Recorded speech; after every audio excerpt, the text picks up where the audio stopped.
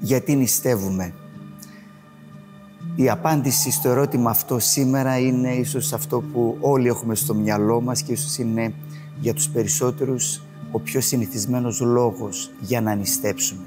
Και αυτό είναι, νηστεύουμε για να ενδυναμωθεί η προσευχή μας, για να ανεβεί κατά κάποιο τρόπο το volume, η ένταση στην προσευχή μας. Και αυτό βέβαια είναι μια κοινή παραδοχή, είναι μια κοινή αντίληψη που νομίζω μπορεί να υποστηριχθεί από το Λόγο του Θεού, αν και δεν είναι ίσως η πιο κεντρική πάντοτε.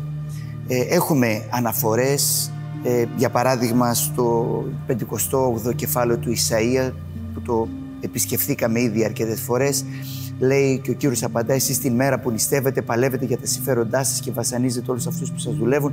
Νηστεύετε και ταυτόχρονα μαλώνετε και φιλονικείτε, χτυπάτε ο ένας τον άλλο με γροθιές. Με αυτόν τον τρόπο που νηστεύετε δεν πρόκειται να εισακουστεί η προσευχή σας. Με άλλα λόγια, βλέπουμε εδώ ότι η προσευχή κατά κάποιο τρόπο συνοδεύεται από την νηστεία ή η νηστεία συνοδεύει την προσευχή.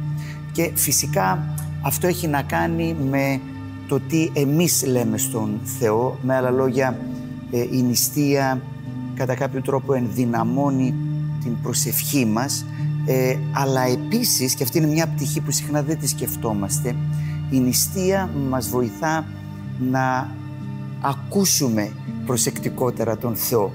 Γιατί η προσευχή πάντοτε έχει και αυτό το στοιχείο που πολλές φορές το ξεχνούμε. Δεν είναι μόνο το τι εγώ λέω στον Θεό, αλλά είναι και το πώς ο Θεός μου μιλάει.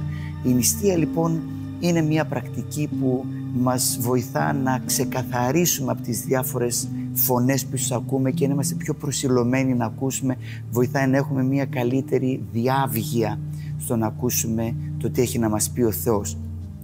Μια χαρακτηριστική περικοπή από την Καινή Διαθήκη, από το βιβλίο των Πράξεων, είναι εκεί που η Εκκλησία της Αντιόχειας προσεύχεται. Βλέπετε ξανά η ιδέα της προσευχής με την νηστεία. Στο κεφάλαιο 13 διαβάζουμε: στην Εκκλησία της Αντιόχειας υπήρχαν μερικοί προφήτες και δάσκαλοι, ο Βαρνάβας, ο Σιμεών που λεγόταν και Νίγερ, ο Λούκιος ο Κυριναίος, ο Μαναΐν που είχε μεγαλώσει μαζί με τον Ηρώδη του Τετράρχη και ο Σάβλος.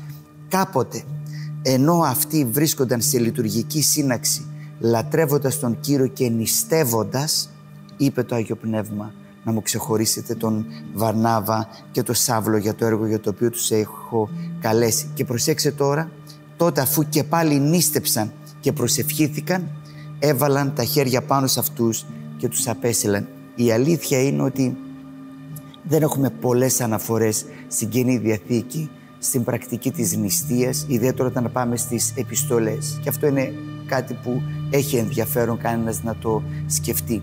Βλέπουμε όμως στην πρακτική της αρχαίγονης Εκκλησίας να υπάρχει η πράξη της νηστείας, όπως το παράδειγμα της Εκκλησίας της Αντιόχειας, και βλέπουμε να έχει αυτές τις δύο πλευρές. Πρώτα απ' όλα η νηστεία είναι το πλαίσιο μέσα στο οποίο μπορούν να ακούσουν, δίνει διάβγεια στο να καταλάβουμε και να ακούσουμε το θέλημα του Θεού, και η νηστεία επίσης είναι αυτό που συνοδεύει την προσευχή μας όταν πλέον ερχόμαστε με ένα συγκεκριμένο αίτημα να δώσουμε στον Θεό.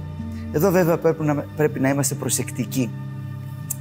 Η νηστεία δεν εξαγοράζει το ενδιαφέρον και την προσοχή του Θεού. Ούτε είναι ένα είδος, απεργίας πείνας. Δεν θα φάω μέχρι να ικανοποιηθεί το αίτημά μου. Πρέπει λοιπόν να είμαστε προσεκτικοί, να μην φτάσουμε σε τέτοιου είδους στρεβλώσεις. Από την άλλη, δεν ξέρω πώς δουλεύει, ούτε ξέρω τι πάει να πει και με ποιον τρόπο δουλεύει η προσευχή, το εάν επηρεάζει και με ποιον τρόπο το θέλημα του Θεού, το πώς σχετίζεται αυτό με τον τρόπο με τον οποίο ενεργεί ο Θεός. Δεν τα ξέρω και δεν τα καταλαβαίνω όλα αυτά, και σίγουρα μέσα αυτή την εξίσωση ποιον ακριβώς ρόλο παίζει η νηστεία, και αυτό δεν μπορώ να το καταλάβω και να το εξηγήσω. Αλλά ξέρω ότι δουλεύει. Ξέρω ότι ο Θεός με καλεί να το κάνω. Δεν μπορώ να εξηγήσω την διαδικασία, αλλά ξέρω ότι ο Θεός με καλεί και γι' αυτό το κάνω.